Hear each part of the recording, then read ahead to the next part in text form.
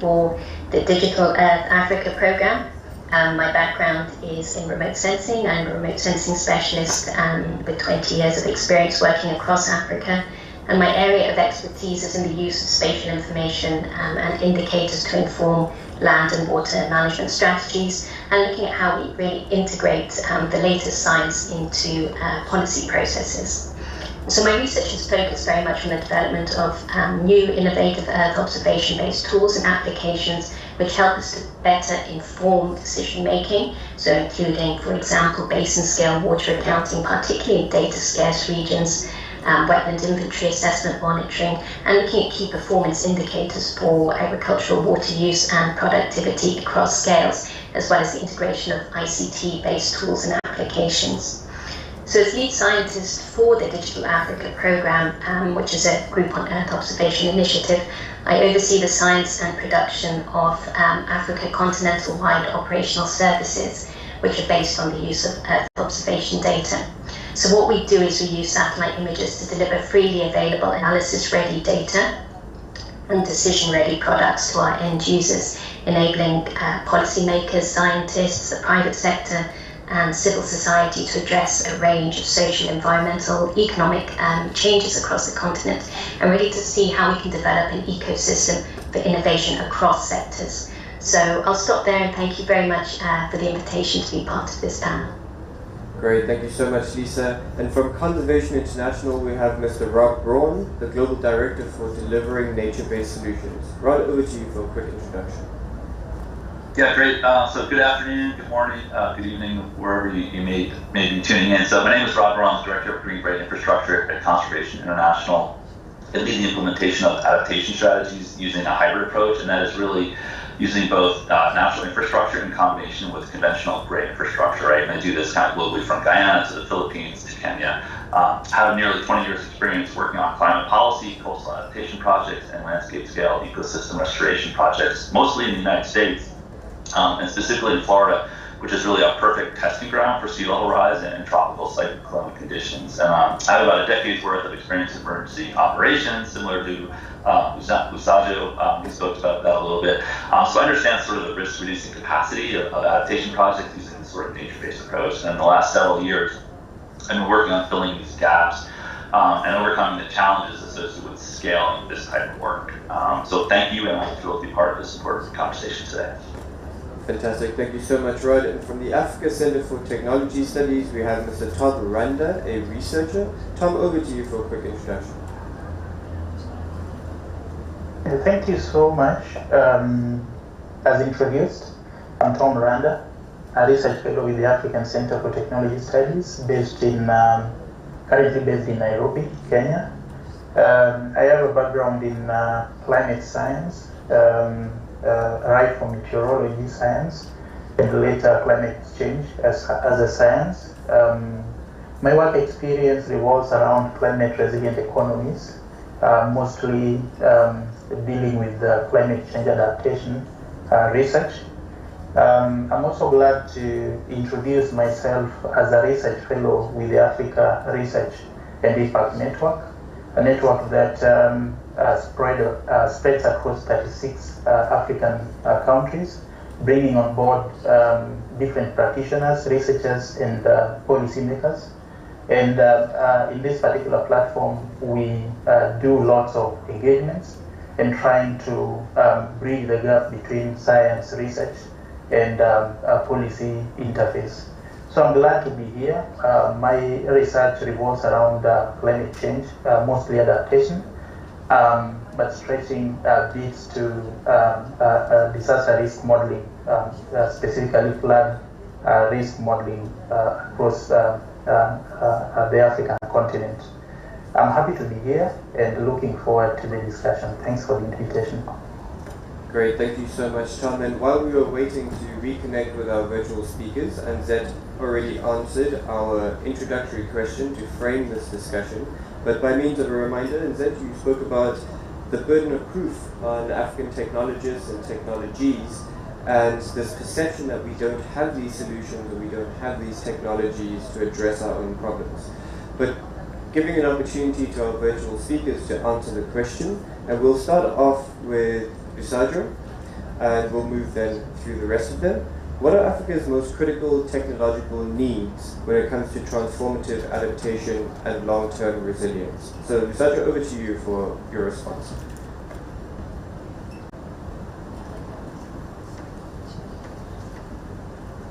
Thank you so much for that question.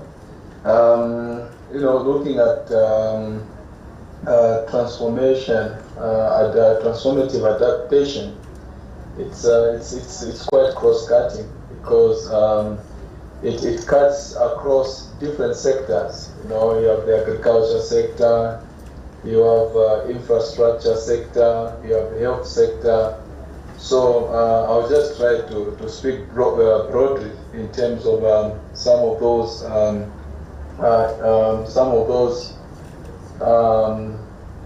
critical technologies that are needed for transformative adaptation in long term. So generally, when you look at this, let's look at, for example, agriculture, the agriculture sector. So if you look at the agriculture sector, you see that these needs have been actually applied before in certain regions of the continent. So some of these needs actually may be embedded in practice as well as behavioral patterns. And some of them may actually be embedded in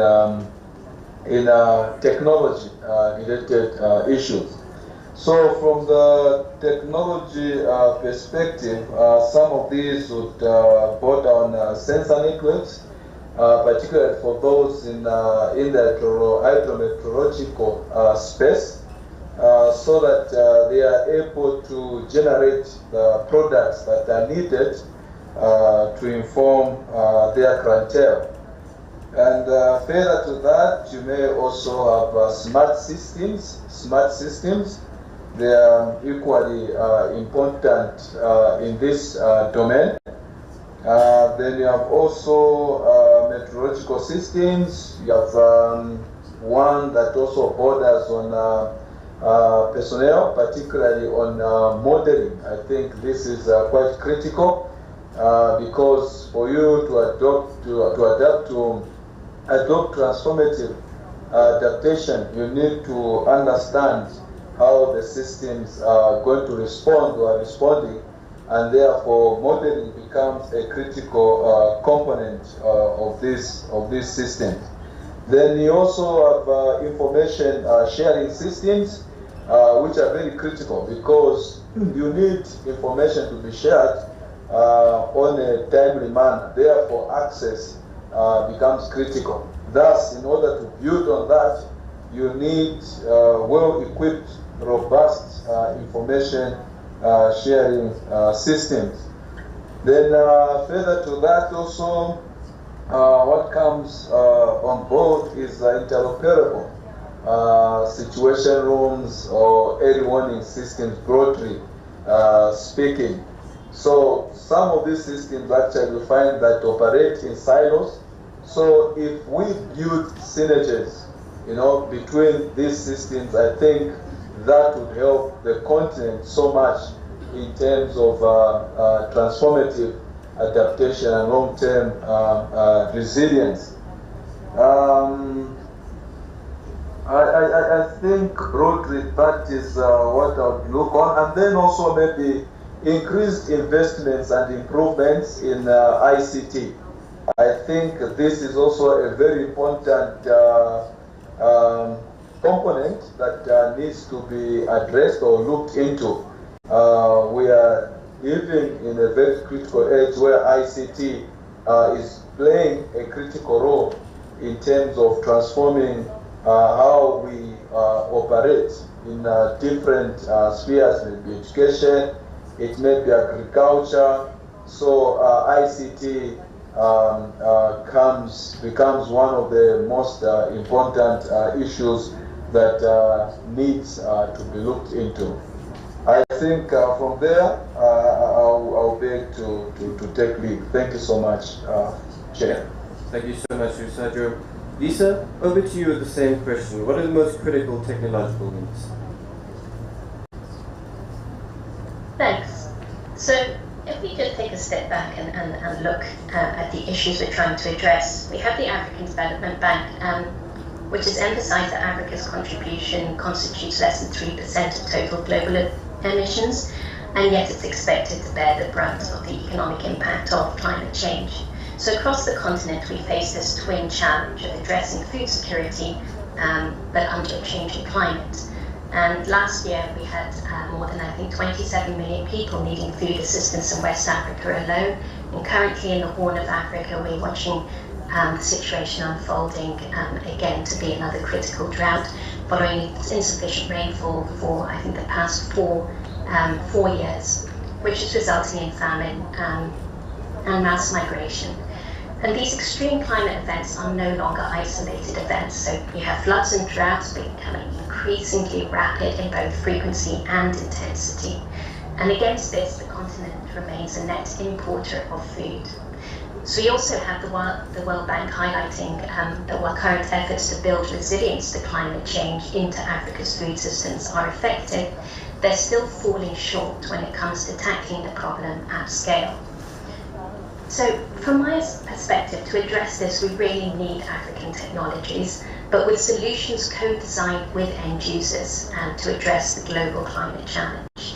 So geospatial technologies, for example, that have tremendous impact on socio-economic development, and the Digital Earth Africa platform provides a unique opportunity for African industry, policymakers, as well as civil society to move forward in this direction. If we look back to 2019, there was a report from the World Economic Forum which estimated that the economic potential of satellite data for Africa alone could deliver up to US $2.3 billion per year. So what we do at Digital Earth Africa is really to try and capitalize on this. By operating a continental scale, African-led, African-hosted platform, a digital infrastructure in Africa for all African countries that provides free and open access to Earth observation, so to spatial data and services, and builds capacity across African countries to use these satellite-based insights to address sustainable development challenges and to empower country-level climate action.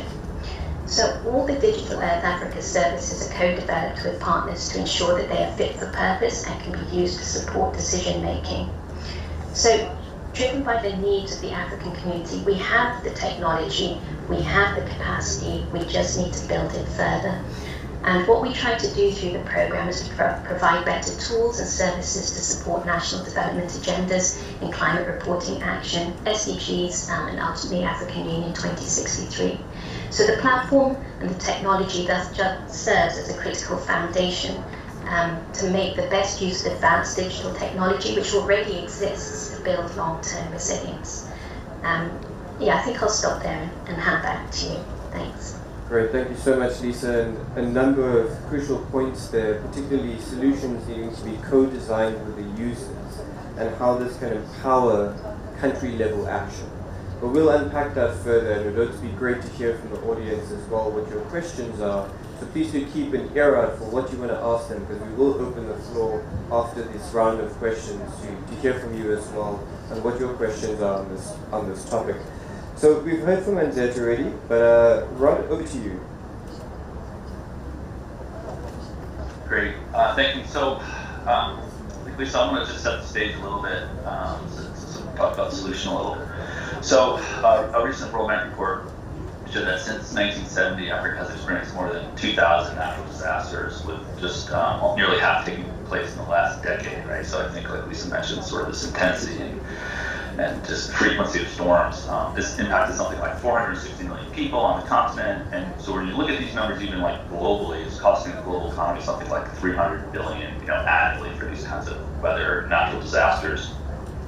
So just thinking about, coastal communities, for instance, these communities are facing really unprecedented levels of risk due to the onset of climate change, sea level rise, and population migration to the coast. And so I would argue strongly that this vulnerability has been significantly increased because of the removal or damage of natural infrastructure. We have lost something like 85% of our oyster reefs worldwide, 25 to 50% of tidal marshes.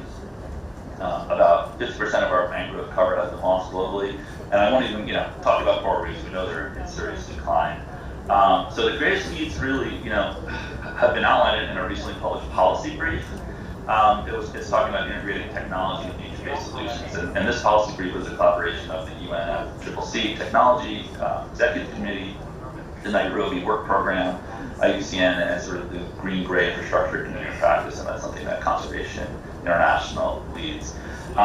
Essentially, I'll hit a couple of things in there, and then I'll round it up. But we know that climate adaptation investments have been traditionally heavy on engineered infrastructure, right, such as levees and seawalls. We know this infrastructure provides immediate protection, but can often be expensive to build, maintain, and it's carbon intensive, and create unintended negative impacts as well. And so in the face of accelerating climate risk facing coastal communities and ecosystems, such business as usual approaches really cannot be sufficient. And so we need this sort of integrated adaptation approach, which incorporates both natural systems, right, which can offer cost-effective, multi-benefit solutions like water quality and habitat, food security, and water security, right, while addressing climate risk for long-term resilience outcomes. So really, the long short is that the most critical, I think, technological need is this integration of green infrastructure that works together with gray infrastructure to strengthen community resilience, right, to the impacts of climate change. And so we're going to talk about green infrastructure. Just some examples are living shorelines, living breakwater, vegetated berms and levees. So it's this combination of nature and sort of this engineered built environment. Great, thanks so much, Rod, and great to see the diversity of perspectives emerging around this question.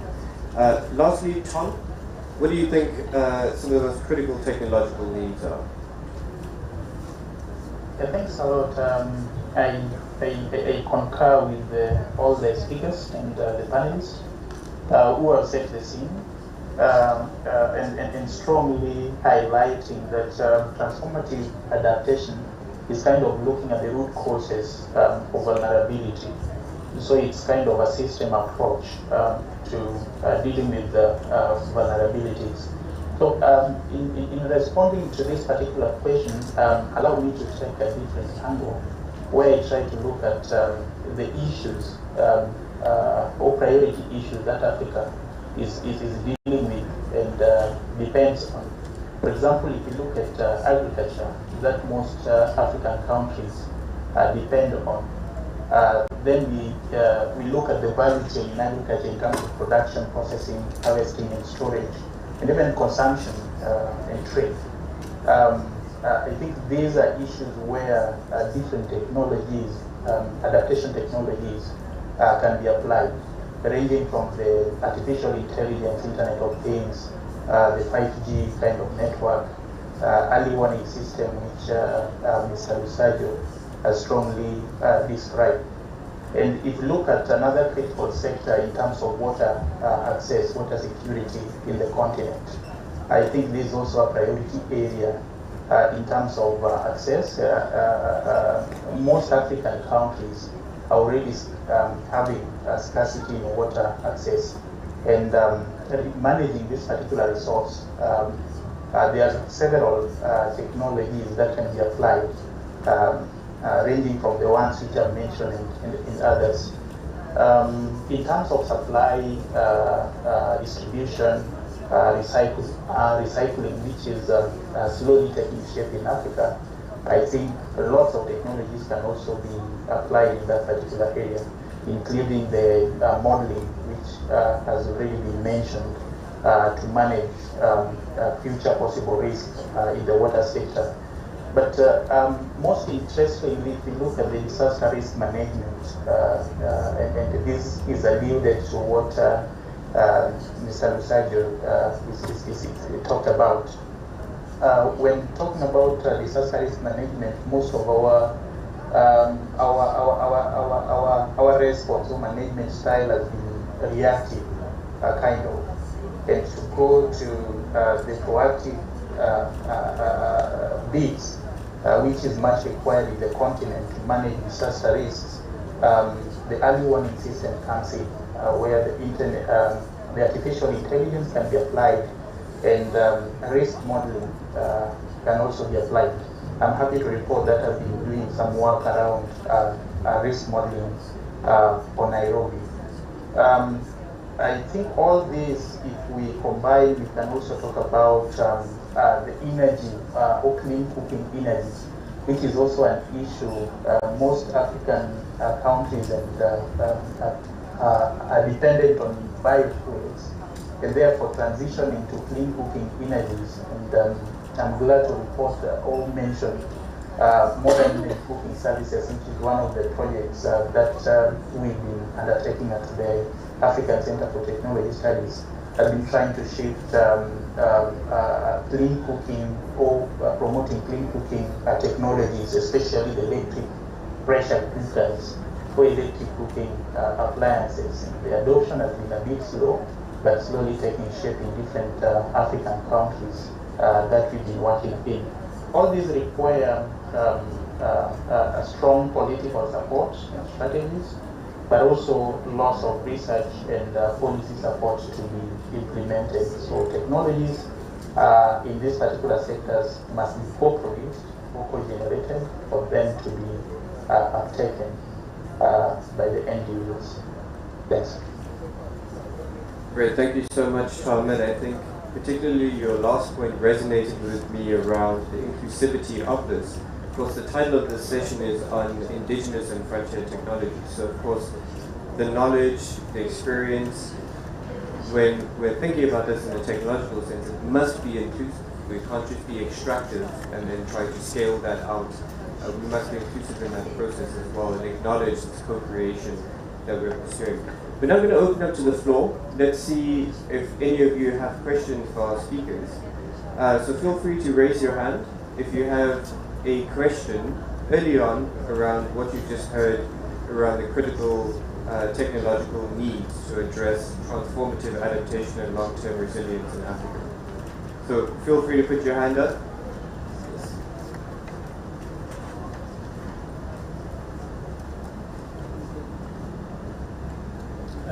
Thank you very much. My name is Bernard, from Kenya. First of all, I want to appreciate the presenters for the exposition in terms of technologies. The bit I really wanted to hear is about the indigenous technologies and how we are using modern science to be able to actually boost what the communities have to improve adaptation.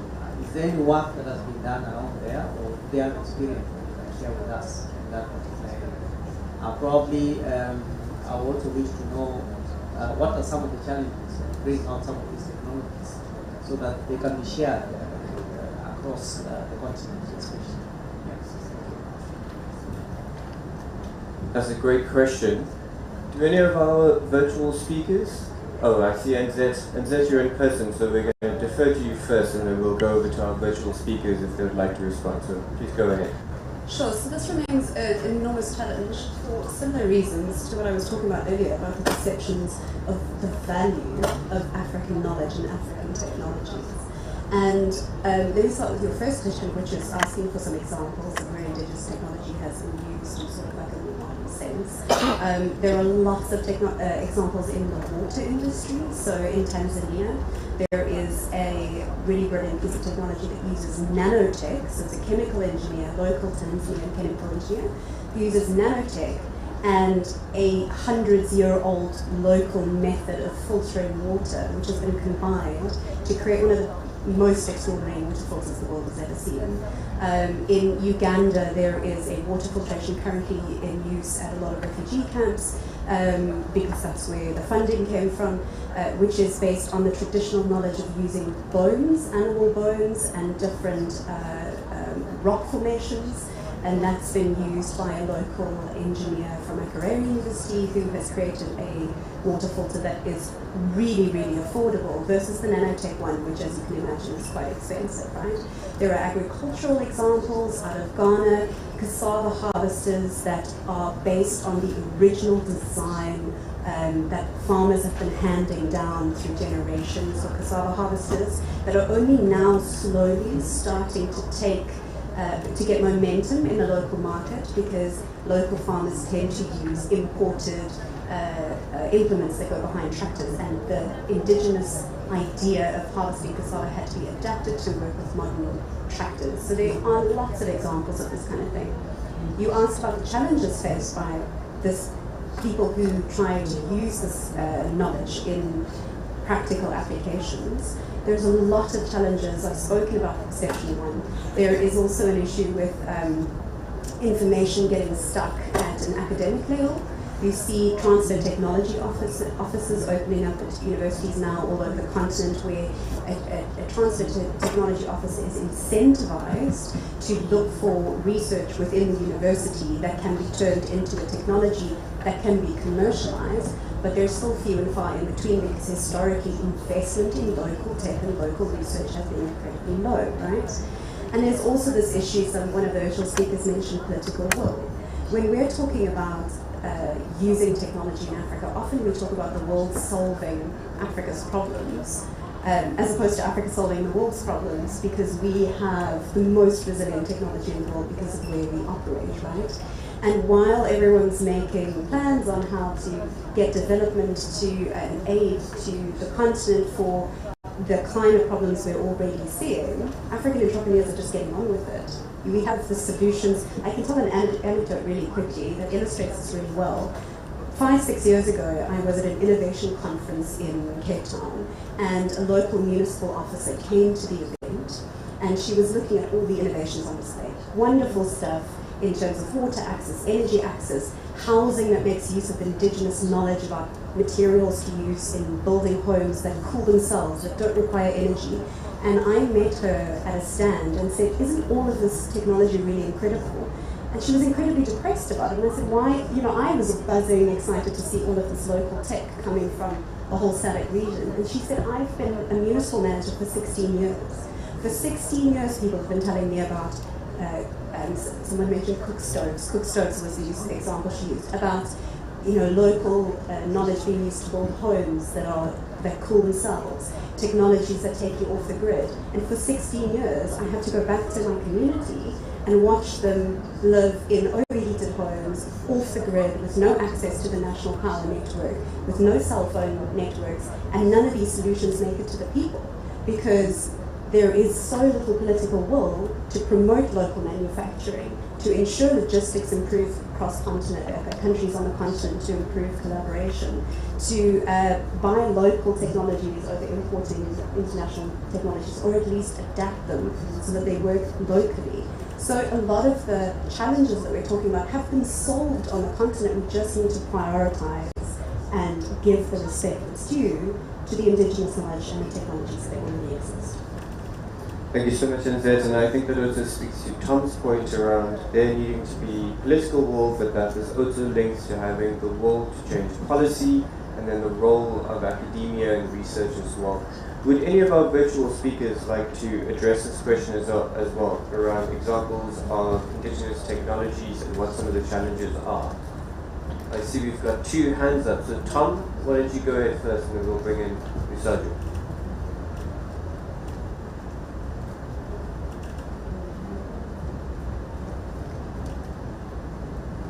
Tom, feel free to unmute yourself and go ahead. Oh, sorry, I was muted. All right. Yeah, so I was just saying that's a great question, and I think the first speaker has done some justice to it.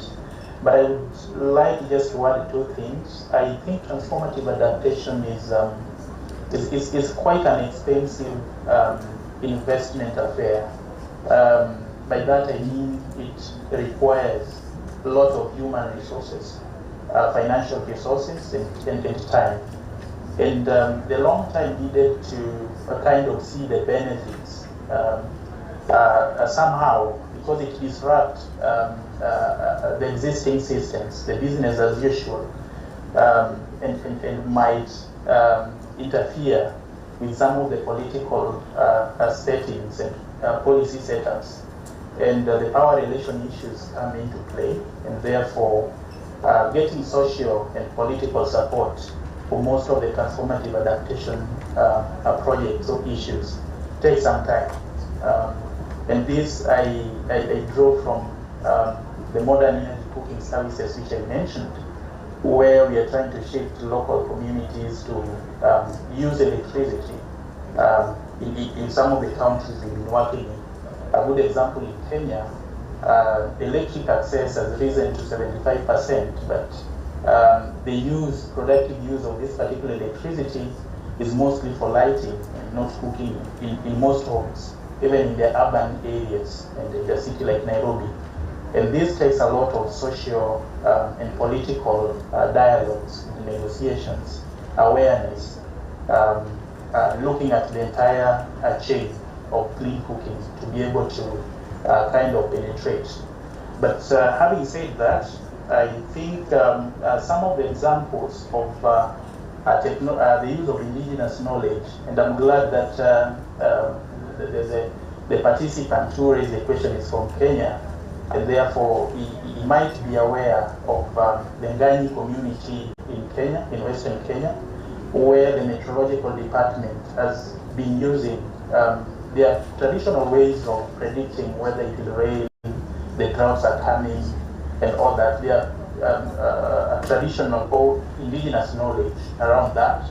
And the Kenya Meteorological Department, I know, had been using the Ngani community kind of, they call them rainmakers here in Kenya, to kind of tap into that particular knowledge.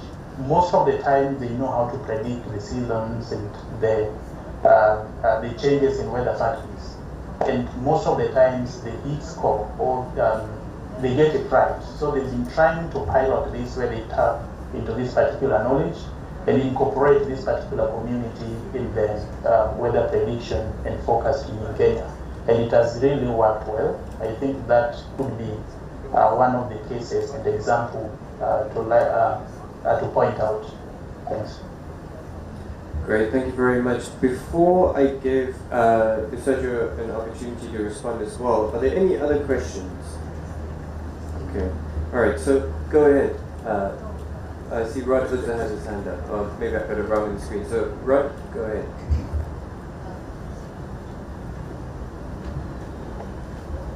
Yeah, sure. Actually, I was just going to give an example, but if Sergio wants to go first, I'll let him. I think he had his hand up first, so just respect the order. Okay, great, thanks. Sergio, please go ahead. It's a bit difficult for me to see the order on the screen sometimes. Right, Sergio? Okay, thank you so much. Just as an addendum to the earlier thoughts that have been shared by the two previous speakers, in terms of experience with indigenous knowledge, I just want to state the fact that by using Zambia as a typical example of some of the indigenous knowledge technologies that have been used, particularly starting with farming, and then issues of construction of building, to put up defenses against cyclones in Mozambique, as well as floods in Zambia in the floodplains. So if you look at, for example, agriculture and farming, you find that the locals, they have their own technologies that they have used in terms of improving the fertility of the soils. Most of them actually believe that the use of modern fertilizer, it destroys the fertility of the soil. So most of them, if you go in the northern region, they use a technology called Stemene system. So that involves the cutting of the leaves of the trees and burning them, and then after that they do their farming. After 3 years, they give it time to regenerate. So those are some of the indigenous technologies that have been used by the locals. When you go to Mozambique, Mozambique have also developed their own building designs, to put up defenses against cyclones. And you find that they show you two buildings, the modern building and the indigenous one, where they have used local technology. You find that when a cyclone hits the country, the modern one, they fell. They were destroyed by the cyclone. And this is also true in Zambia, where if you look at the modern schools and clinics that have been built the roofs have been easily blown off. But if you look at those that were built in the 60s and 70s, they are still standing today. If you look at the Barose in Zambia, where they experienced the floodplains, these people have two homes. They have a home in the lowland where it floods, and a home in the upperland. And even the way they have put up their houses in the floodplain, you know, it's such that when it floods, it will be very difficult to flood. But when it gets worse, then they move to the upland. And just last on that one, I remember there's one where in Zambia where the floating school on the Zambezi, as well as floating meteorological station, right in the waters. And then the last part is one that speaks to challenges. So the challenges to this is that number one, most of the indigenous knowledge in Africa is not well documented, and that is one of the challenges. It is not well documented, and needs to be well documented. And hearing from colleagues in Nairobi, you find that some of these actually technologies are cross-cutting. They are similar from country to country. And then the other part is that indigenous knowledge has no proprietary rights. It is not protected. Just to emphasize on that, in Zambia, we have a local drink that has been made by the people called maheo. But because it had no proprietary rights, then big companies, come, and these big companies now are producing maheo, packaging it very well, and making money out of that technology. And then the other last of it is that we look down at our own technology. I think that is the other problem that we have. So we also need to respect our own technology and see how we can integrate that into science-based technology so that the two are able to supplement each other. Thank you, Chair. Thank you so much, Lusajo, for that. Rod, you had your hand up. You had an example you'd like to share with us, so please go ahead. Yeah, sure. I'll try to keep it brief too. So this example is actually it's outside of Africa, but I think it's very interesting. So there's a project in Colombia, in South America, where there's this large mangrove preserve that actually provides quite a bit of buffer to some coastal communities and fishing villages, and they were seeing essentially some mangrove die-offs, right? And so they were getting super saline water conditions that the mangroves were starting to die and turn into sort of more of these salt flats. So, traditionally you might look at sort of like, high-tech hydrologic, modeling to sort of solve some of the problems in the watershed. But they really kind of looked at sort of some of the elders in the community, and so they're able to use their knowledge of sort of the old tidal creeks and how the water used to flow, many years ago. So they use those techniques to actually go in and create and kind of restore some of these old tidal creeks and tidal flows. And so they're actually able to bring the mangroves back, and they became, quite well established. And they did this in sort of in concert with sort of a blue carbon project. So, it's like sort of a little bit more high tech of measuring carbon sequestration rates and that lift. But it's a really interesting, I think, example of sort of using sort of the indigenous sort of local knowledge, right, in terms of those water flows, rather than sort of, always going high tech for these things. So I think it's a real case that shows success of using sort of the local knowledge in terms of the restoration piece that kind of provides, bigger benefits. Great, thank you, Todd. So as you can see, we are spanning quite a range in this discussion, all the way from grassroots innovations and indigenous technologies, all the way through to the role of data and geospatial mapping. We're going to unpack this further now with a few specific questions to some of our speakers, and then we'll have another opportunity for all of you to ask questions. So kicking us off with these more specific targeted questions, and this one, Rod, actually goes to you first. What are some of the prerequisites to technological advancement for transformative adaptation and long-term resilience in Africa?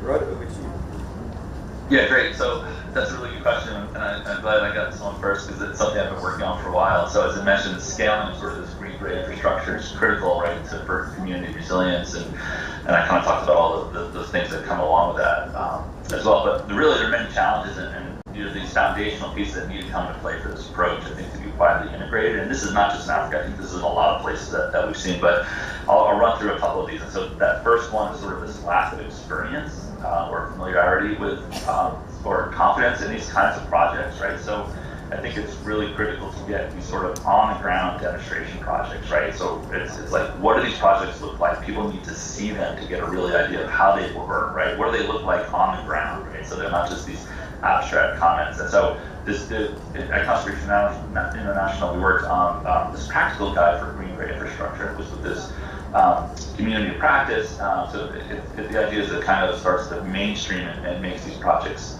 more familiar and what they could look like. The second piece is really developing the technical knowledge, right, for this. And I think a couple of the speakers talked about this sort of, technical knowledge and data is not broadly or equitably available, right, for people to implement these projects. So we developed these sort of engineering guidelines or standards, right, for this kind of technology, so it can be more broadly applicable and used. And so, you have to ask questions like, how is this project going to perform, right? What kind of materials do you use? How do you design it? So we need to provide some of that guidance, I think, and sort of help build that capacity. And the other piece, and I think it was Tom talked about this sort of idea of, tech and the marriage of tech and policy, right? And this is critical. So policy and regulations do not necessarily currently incentivize sort of these kind of like what I'm talking about, this green-gray infrastructure kind of solution. I think that's across the board for a lot of these kinds of solutions, right? So policies and regulations have not kept pace with these new conditions that climate change essentially has created. So regulation policies are really lagging, I think, in this area. So we really need to invest time and energy to that. And then, people have these perceived risks, right? So they constrain the investments in developing economies as well. So there's this apprehension to invest in this kind of technology because we don't know if it's going to work, right? And something that the green-gray community practice put together with some other partners is this playbook on how to sort of the idea of like funding and financing these kinds of adaptation strategies, right? So it kind of help determine, where it makes sense, return on investment, and those kinds of things. And then I think the last big piece is that people are really working on sort of these like single projects, right? Where you could say almost like a one-off type of project, right? That provide limited benefit to a geographic area. So it's almost like this demonstration project, but we need to really kind of go to that next step. And something, I kind of reference a project that's just been initiated in Miami, right? Coastal city, lots of vulnerabilities, but the concept is developing sort of this blueprint for coastal resilience. And, it doesn't have to be coastal, but it's really this blueprint for resilience. And the idea is that you sort of take this holistic approach to assessing the vulnerabilities of a region, right, a country, and developing a robust approach using sort of this green-gray infrastructure, if it's rolled out comprehensively, looking at sort of the risk reduction capacity that it can provide, right? So also the habitat and water quality improvements that it can also provide, because we know that the environment is the economy. And so in this case, you can do sort of your risk modeling, to determine which projects are best in this way to provide that risk reduction or flood reduction, capacity, wherever we're looking for. But the idea is that you create sort of this pipeline of project for a community, right? So it's this sort of holistic approach, a pipeline of project that can be funded and constructed over, say, the next 10 to 20 years. Because what we're finding is infrastructure funding is starting to become available, and we expect it really to increase substantially over the years, right? As adaptation dollars are needed and will be, and will be invested. But what you need to do is we have to have projects and sort of plans that are kind of almost construction ready, I think, kind of like ready to go. As funding becomes available, I'd love to see this pipeline of projects, a 10 to 20 year pipeline of projects, ready to go. And then I think just the last point, when considering this, and this is kind of a theme that we're hearing today, I think we need to think about sort of the co-production of the sort of localized adaptation solutions, right? That really combine the scientific, local, indigenous knowledge. It's not a one-size-fits-all. It really needs to be tailored. I think we can have, through these bigger ideas, standards, like engineering standards, but it needs to be tailored to sort of the geography. I'll leave it there. Thank you. Great. Thanks so much, Rod. And I think a number of us can agree that, of course, there is the experience and the confidence issues, or other challenges, and that there's a need for this capacity and capability building But Rod, one of the things you mentioned that really struck me is the need to also just move away from these demonstration projects and to build out an investment-ready project pipeline that are ready to go as well. So thank you for that, Rod. Over to Anzet. So Africa is rapidly developing. Could you highlight instances where technology transformation, so for example, extensive mobile networks, has been a key driving force for effective transformative adaptation and resilience action in populations across the African continent? Yeah, sure. So I had to think about this because, of course, the same technologies that are transformative all over the world will be transformative in Africa. But I looked for an example where we could also talk about the way that they're used here, that technology would have been used here, being specifically in an African way. And the one I wanted to highlight was the use of USSD. So anyone who doesn't know, USSD is just the transfer of information through cell phone networks as opposed to over Wi-Fi, over email, or physically, right? And USSD is hugely catalytic on the continent because it allows for so much more information sharing without the resources that are needed in building huge ITC networks or 5G capable networks to send information across. I have lots of examples, but we've been talking about agriculture quite a lot today. So an agricultural example is, say you are a farmer, right, and you want to plant tomatoes. And so now you want to know where in my region is the best place to plant tomatoes, what kind of soil quality and characteristics do I need to plant these tomatoes, and in terms of adaptation, you know, how can I reliably be informed about both the weather and the climate changes that I can expect in this area, and what do tomatoes need? Before the advent of USSD, a lot of that information would have to come from government and academia, which in most areas, not just in Africa but in the world, is an arduous process because you have to go to some ministry and try to get information, and then you have to combine that information with information from another ministry and another university. And whereas with USSD, you see lots and lots of private sector entrepreneurial ventures collating existing information available from the same ministries, universities, the information that exists in academia, real-time information, where if you were, for example, in Kenya at the moment and you wanted to plant tomatoes, you can quite literally just send a word to a USSD code on your cell phone, and for a very small amount of money that doesn't require an internet connection, you can get all of that information. You can ask the USSD-based system, where should I be planting? Where can I get finance? Who can I sell to? Who's nearby me that is in this market, right? And we've seen USSD used all across the continent in a variety of industries. It has changed healthcare communication, for example, where whole entire national healthcare systems are based on USSD. Vaccination monitoring is done over USSD. The world's first cardiovascular portable EKG machine uses USSD in Cameroon. The founder was asked at a Swiss conference how he was able to get large packets of information over to cardiologists in Cameroon because they had tried it in South America and failed, and he said USSD, and they'd never thought to use it because they live in a Wi-Fi based system, right? So USSD is one of those technologies that has been used to practically implement things that local entrepreneurs were already developing, and we're just looking for affordable ways to get services or products out to people. It's also used in maternal education. It's used in Nigeria. There is a company that connects local farmers, smallholder farmers, to large networks of markets.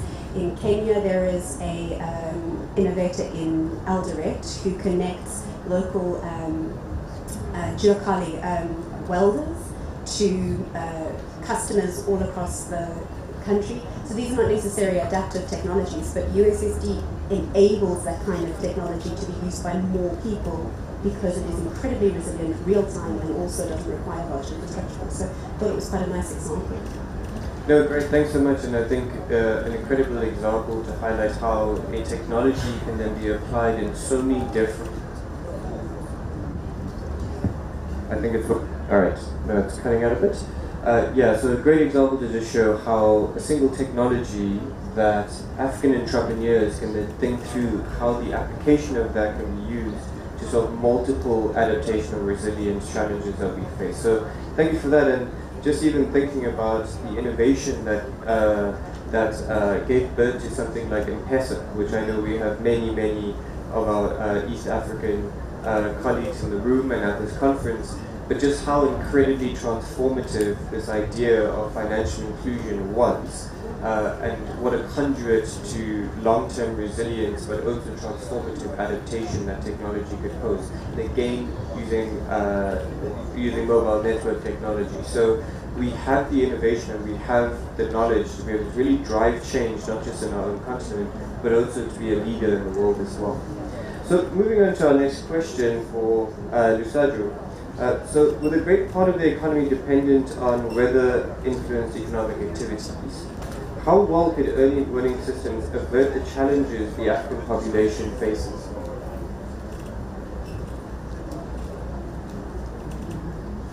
Thank you so much, Chair, for that question. Very interesting indeed. And so in answering that question, I would like to say that this is the more reason why the African Union Commission has come up with a delivery program, to try and champion the issue of investments in early warning systems to ensure that actually member states record a reduction in both disaster and economic losses. So how can this the Commission has also developed a situation room, like I said in my preamble, that is actually supporting the RECs and the member states. And so these products actually, early warning products, are being used for anticipatory action as well as impact-based forecasting. So anticipatory action is one of the ways that through early warning systems the African population can use to avert possible calamities or disasters, so to say, because anticipatory action will help to prepare as well as prevent those disasters from striking the population, and to the extent possible. So if the disaster strikes, at least you minimize the impacts of those disasters. Then the other issue that comes in is the issue of time. I think time in this disaster business is of essence. So the African population's access to early warning information or early warning systems is able to make timely decisions as well as timely response. Then the other part also is one that speaks to disaster prevention. Then we have also improved response. And then you have also this information being used by decision makers as well as planners. So early warning information or systems could be used, for planning purposes. Because if you look at most of these settlements that we have in Africa, as well as areas where people are living in hotspots. Those areas that are prone, to floods, areas that are prone to drought.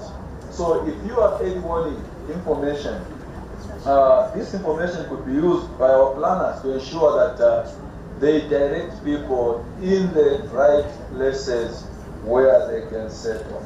And then the other thing is that it could also save lives, and resources. So to say, because a lot of resources are put in infrastructure, a lot of resources are put in trying to provide social amenities for those people that are living in flood-prone areas. So early warning systems, information could be used to save lives as well as save money that has been put in some of those areas. And I think basically those are some of the issues that I could try to talk about at the moment. Thank you, Chair. Over to you. Great, thank you so much, Lusadro, and great to touch on not just the early warning aspect, but also how early action can also be used in this context. So moving on to Lisa, what key transboundary interventions could be applied to relieve the socioeconomic and environmental pressures in the face of climate change? Lisa, over to you. Great, thank you. And looking at that transboundary issue, and coming back to geospatial technologies, one key aspect of geospatial data, Earth observation data from satellites, is of course that it is not limited to national boundaries. And so being able to look across regions, across landscapes, across the continent is really one of the huge powers that we have by using these data. And so by providing easy access to geospatial data sets and the insights, we can drive innovation across sectors and across national borders in a variety of sectors. So looking at what we typically use these kind of data for example, measuring and monitoring changes to the natural environment, including that could be coastal erosion and inundation, degradation of water quality in rivers and lakes, monitoring of grassland, croplands of course, and forest cover. Platforms such as Digital Africa really enable us to drive that insight into action on several fronts, and can really be a unique proposition as a tool to empower decision makers across Africa to monitor those changes, develop and scale interventions, which is key, and thus to take action against climate change. So I'll just touch briefly on 4 focus areas with examples of how this technology can be used to support sustainable development and climate action. So coming back to where we started with food security, I mean, this really is a key entry point. Using satellite data to be able to improve the management of Africa's food production. So we can consider available maps of cropland extent. Most of these are typically either inaccurate because, coming back to the comment that was made previously, it's imported technology, approaches that have worked elsewhere being applied across the African continent where we have very different cropping systems. So the output is inaccurate. Or they have too coarse spatial resolutions, and because of the small field size, they just don't suit, or they're not updated regularly. Whereas higher level crop-based services are now available through Digital Africa and can assist with managing food insecurity by providing precise and more accurate information on crop extent, crop types, productivity. So these crop-based services they're much more accurate, they're high resolution, but importantly they're regularly updated. And the associated data sets for the entire continent are available to be queried and to be applied for different purposes. So at the national and regional scale, the insights gained from regularly mapping rather than looking at it as a one-off activity really supports farmers, scientists, policymakers to understand how crops respond to both variations in farming practices as well as the climate. And at the continental scale, understanding food production is equally important because facilitating trade between African nations will improve food security ultimately and allow more efficient allocation of resources for agriculture and make that step towards the continent reducing the reliance on being a net importer of food. So briefly then onto a second area, water resources. One of the other panelists mentioned this briefly. The water security challenges, the access to water that we face across much of the continent. We have decades worth of satellite data available in the platform, which we translate into water extent, surface water extent and availability. And what this really is takes these huge amounts of data and translate them into easy to consume information on the presence, location, and recurrence of surface water. So what this allows countries across the continent to do is to map, assess, visualize and manage water resources, understand trends over time, improve environmental monitoring, flood mapping, monitoring of planned water releases, and understanding these surface water resources, of course, across national boundaries is critical to determine changing water use and availability and design interventions to improve long-term resilience. Water, of course, is not a resource that that is delimited by our national borders. The coastal and marine sector, across Africa, I think we have 38 countries which are linked by their coastlines. And so by exploiting the geospatial data in the Digital Africa platform, we provide the information to monitor coastline changes, to understand the rates of change, associated impacts on the infrastructure and coastal ecosystems, which really is critical given the expected rates of sea level rise and predictions, forecasts for the coming decades. So in fact, Africa's marine observation industry has been identified as having a high potential to benefit from these observation-based technologies, and a sector which is not fully exploiting them at the moment. So including sea transportation, fisheries, ocean monitoring, environmental preservation. So fishing methods, for example, monitoring harvest activities, minimizing weather and climate-related risks, none of these are limited to our national borders. What happens in one location influences countries, sometimes across the continent. And finally, just very briefly, disaster risk management. We've already heard about this area of application, so I'll just be very brief. But many African countries are experiencing floods, droughts, landslides, extreme weather events, which cause fatalities, loss of livelihoods, severe damage to infrastructure. And using geospatial data can help prevent, prepare for, respond to, and recover from such environmental disasters by providing better risk management through improved forecasting and warning systems, as well as early intervention tools and crisis monitoring. So there was a whole load of solutions suggested there, so I'll leave it and hand back over to you. Thanks. Great, thank you so much, Lisa. Thank you for also showing us not only how this technology can be used to provide us with the data that we need, but how it can be used to provide us with the information that we need for then planning and responding, etc. So thank you for walking us through some of those examples. And our last question is for Tom. So from a researcher's perspective, could you highlight the potential of some of the technologies in achieving transformative adaptation and building long-term resilience? So I know this has been touched on by various of the speakers, but Tom, over to you for your response. Yeah, thanks a lot, Chair. I think mine also resonates well with what other panelists have mentioned. In looking some of the technologies that have got a lot of potential in achieving transformative adaptation and building long-term resilience in Africa, I think I'll go sector by sector or thematically, looking at first the agricultural systems. I think there's a critical area for the continent, and the issue of genetically engineering or genetical engineering technologies has been contested in some areas of the continent. Some countries have accepted and applying the same. But I think for adaptation, especially in the agricultural sector, looking at production specifically, I think there's a technology or an area which can be exploited further.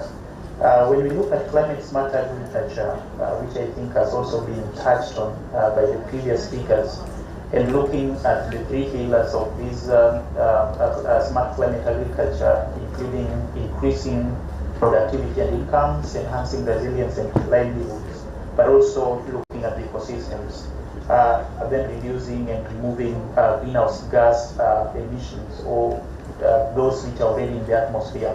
If you look at the entire smart climate agriculture, there are lots of technologies right from the seed production, which are resilient to different extreme weather events or systems, and I think that has also been touched on. It has got a lot of potential in the continent.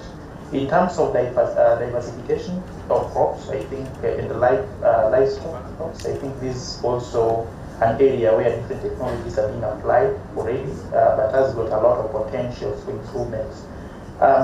Some of the interesting projects in this area which we are currently undertaking include solar dryers and cooling hubs, community cooling hubs, to kind of harness or reduce post-harvest losses.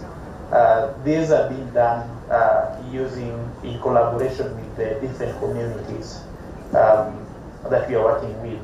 If you look at the early warning systems, I think it has been touched a lot, and I like the USSD kind of technology in this area, because even in research, when we collect data, we want to reach different people, whether literate or illiterate, in different parts, and the use of USSD has been applied.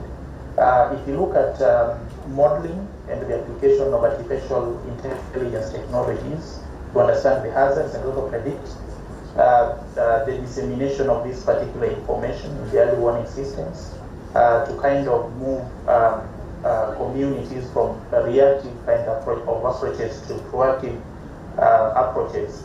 I think automation comes in. For example, when we talk about measuring the river gauge or the discharge in rivers, predicting floods, automation comes in. The co-production kind of technologies where we apply, for example, inclusive citizen science or participatory approaches. There are a lot of technologies. I think USSD stands out. If you look at water access and water systems, the issue of harvesting, in most cases, in several parts of Africa, we have lots of rainfalls for a short period of time, but this water is not harvested adequately in different communities or different areas for later use. So technologies to harvest and safely safeguard the rainwater. Technologies in prediction of water resource systems. How will a particular water resource be like in the future under different climate scenarios? I think the most interesting bit is the reuse and recycling technologies of water, which has got a lot of potential in Africa, but lots of research still need to be done in the same area. Issues of robotics and automation in the water sector in terms of supply to enhance efficiency also need to be looked into through research. If you look at clean cooking energies, I think I've alluded to this so much. The uptake of a particular technology depends on different issues, and it's highly contextualized. So a lot of research in different areas of the continent, so that the technologies can be customized to best suit the local users. And listening to what the community needs is more critical. I think many of the times we bring technologies and try to force it onto different end users, but I think the approach has changed, and I think this worked for us under the modern energy cooking the services, where we bring different stakeholders together, and when they work together, they appreciate the technologies, right from the technology service providers to the government and the local communities. Finally, I think most of the technologies, I just wanted to mention a few frontier technologies which we've talked about. I think the AI stands out, the Internet of Things application for smart energy infrastructure and other applications stands out. The use of smart technologies in mobile, like the 5G, the USSD technology stands out. The clean energy technologies for renewable energy generation and use, especially in e-cooking, for example, e-mobility that are being talked about across the continent also stands out. The use of robotics as a technology across different sectors also stands out, especially in monitoring underground water resources, the climate change impact of these particular resources, and the marine life to explore the potential of the blue economy. Digitalization and the use of big data is a technology in different sectors which can be applied. Most interestingly and finally is the space technology, which supports the Earth observations which have been talked about, and the use of local radio stations, for example. So the use of space technology in communication is also a technology we are proud of. Thank you. Back to you, Chairman. Thank you so much, Tom, and certainly a very impressive list of potentially transformative technologies for our continent. So over to the audience for a quick question. We started late, and so we are running out of time, or have run out of time. but I would like to still give the opportunity for somebody from the audience to pose a question, and then we may get one or two quick responses from our speakers. Anyone with a question? Don't see any hands. Maybe because it's just after lunchtime. But thank you all to all of our speakers for joining us. Perhaps I can give just a few key takeaway messages, or perhaps things that I take away from this discussion. Certainly one of the things here is that Africa is abundant with ideas, knowledge, experience, and the technologies that we need to also solve not only our own adaptation and resilience needs, but also to play a leadership role in the world. But as has been mentioned, there are a number of prerequisites that we need as well. And beyond some of the perceptions, some of the confidence issues or experience that we can speak to, it's also around capacity and capability building, and needing to be very clear on the need for both political will and buy-in, as well as enabling policy and regulatory environments to enable these technologies to really come to fruition. As Tom listed out this really long list of technologies, it sounds amazing. When you think about, and Zet's anecdote about the musical worker from Cape Town, said, well, I've been there for 16 years and I keep hearing about these technologies, and yet the problems are not being addressed. So let us be clear that Africa has a leadership role to play, but let us also be clear on what we need to get there.